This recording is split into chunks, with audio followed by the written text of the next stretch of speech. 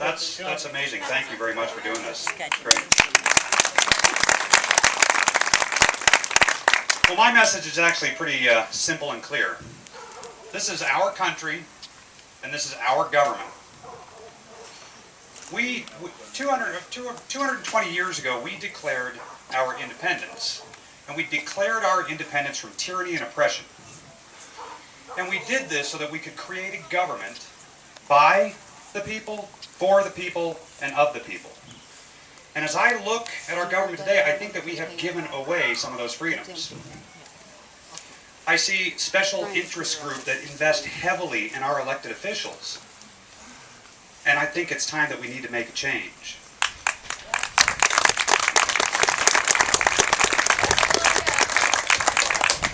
You know, 2008, 2009 were pretty difficult years for a lot of people.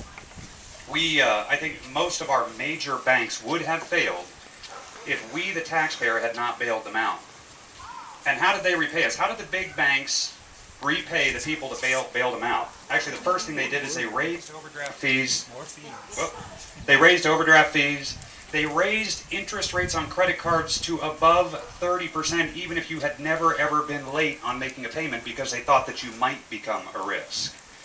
And Mike Crapo, the guy I'm running against, supported this. He supported banks, Wall Street, and big oil. And when I see these three entities funneling millions of dollars into his campaign account, I become concerned about his ability to make decisions that are just and right for the people of Idaho and the people of this country.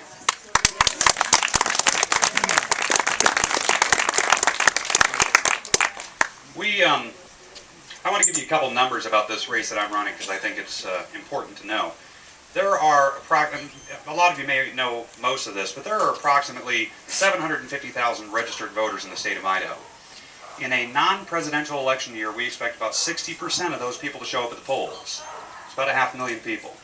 Now, historically in Idaho, 60% of them vote for the Republican, 40% of them vote for the Democrat.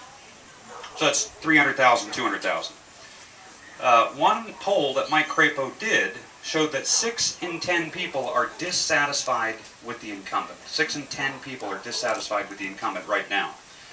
So what that means is I need to convince 1 in 10 people that normally would have voted for Crapo to vote for me. I think that's something we can do. I think it's possible.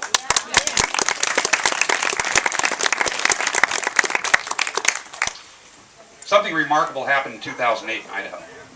238,000 people in this state voted for Barack Obama. That's a big number. That number is almost my win number. That's almost enough to get me into the United States Senate and get Mike Crapo out of the United States Senate. There are some programs that have been talked about in Washington that can bring jobs back to this country and bring jobs back to Idaho, and I'll just talk about one of them briefly. We currently offer $40 billion a year in tax subsidies to big oil. So we, the taxpayers, are paying $40 billion a year to big oil.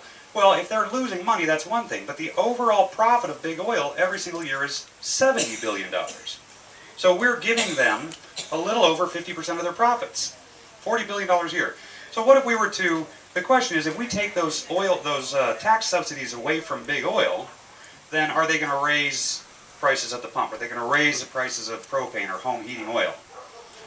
Well, if we were to take that same $40 billion and invest it into jobs, winterizing homes, replacing windows, spraying insulation in people's attics, we could do 3 million homes a year and create nearly 1 million jobs so that we were less dependent on oil. It wouldn't matter if they raised the prices. There are solutions, but the Republicans are not willing to look at those solutions, and I am definitely willing to look at those solutions. So I appreciate, thank you very much for putting this, thanks again to the Pecks for putting this on. It's fantastic, it's amazing, and we do need your support. Everybody knows, most of you have been in office or running for office. There's a lot of candidates here. We all need your support, and thank you very much. Thank you. Thank you.